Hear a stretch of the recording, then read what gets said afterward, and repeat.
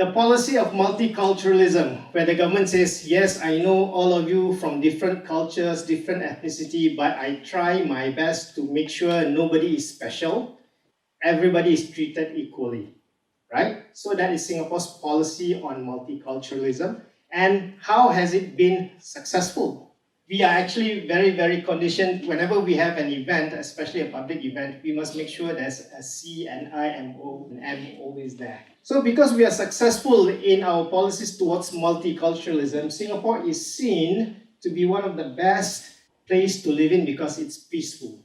And what's more, multiculturalism is so accepted in Singapore that people don't worry so much about marrying somebody who is not from the same ethnic group as theirs. So much so in Singapore, 1 in 5 marriages are between people of different ethnic groups.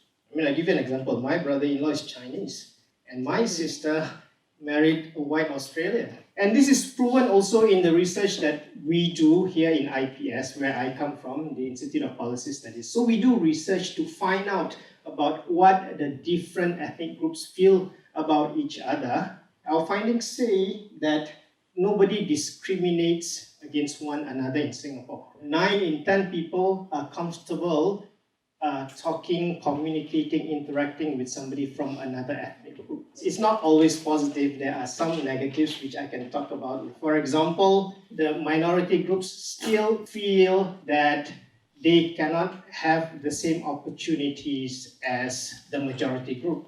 And another issue that is becoming problematic is the class difference. The gap between the rich people and the poor people is getting bigger.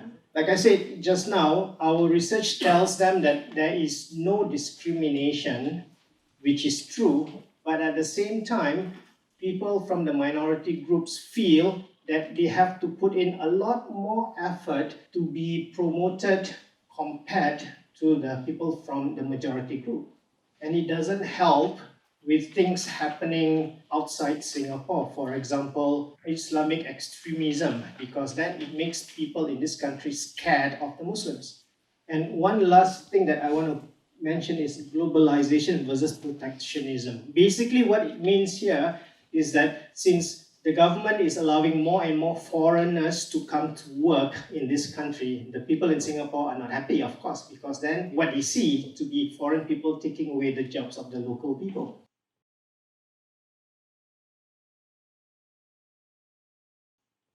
Here's my question to you.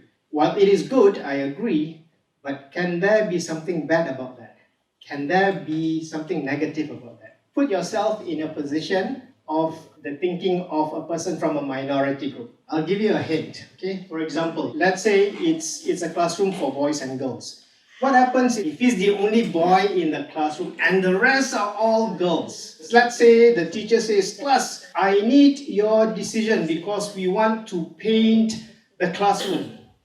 What color shall we paint the classroom? So the teacher says, who wants what color? Everybody, all the girls say, I want pink.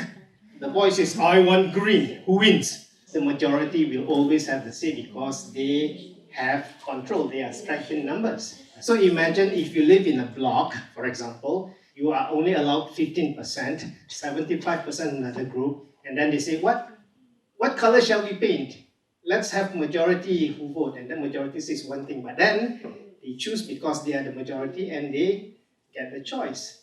The minority may not have the choice because they are too small. And so those are the kinds of things which, it is not done on purpose, but it happens, right? So there is good and bad in everything, but we try to make good for most of it. And so this is how Singapore's policies on multiculturalism work.